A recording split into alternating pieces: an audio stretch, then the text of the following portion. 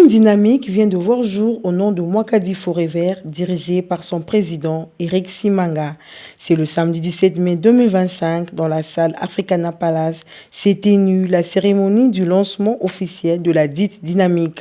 Prenant la parole, Eric Simanga, président de ce mouvement, par son mot de bienvenue, a souligné sur l'importance de pérenniser les acquis exceptionnels de l'ère Mwakadi à la tête de la Direction générale des impôts.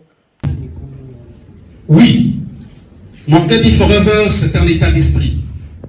Un esprit de rigueur, un esprit d'engagement, un esprit de redevabilité, un esprit de transformation.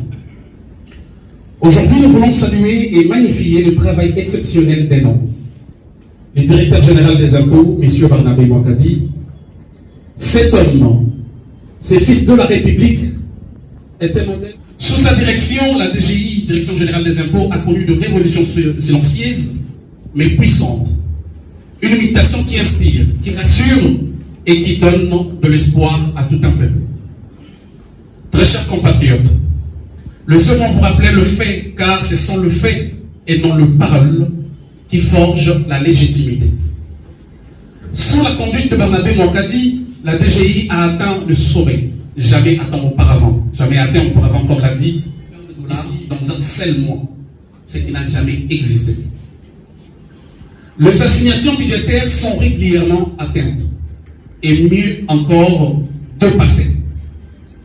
La discipline fiscale a été restaurée, le civisme fiscal encouragé, et surtout la transparence qui a été renforcée.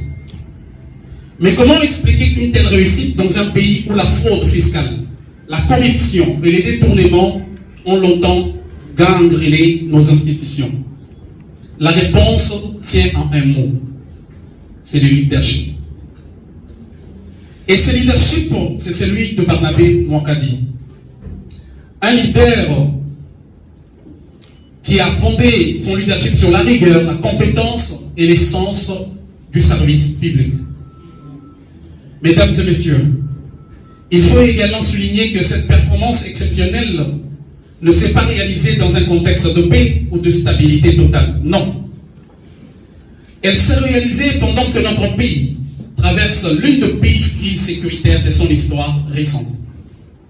Pendant que les territoires entiers de l'Est de notre pays sont occupés par des forces négatives, soutenues par le Rwanda, qui sème la terreur, la désolation, la mort, les viols et l'humiliation, pendant que des milliers de nos compatriotes sont déplacés, privés de leur terre, de leur dignité et de leurs droits le plus élémentaires, dans un contexte de guerre, de tensions et de chaos, la DGI aurait pu céder, se replier ou ralentir.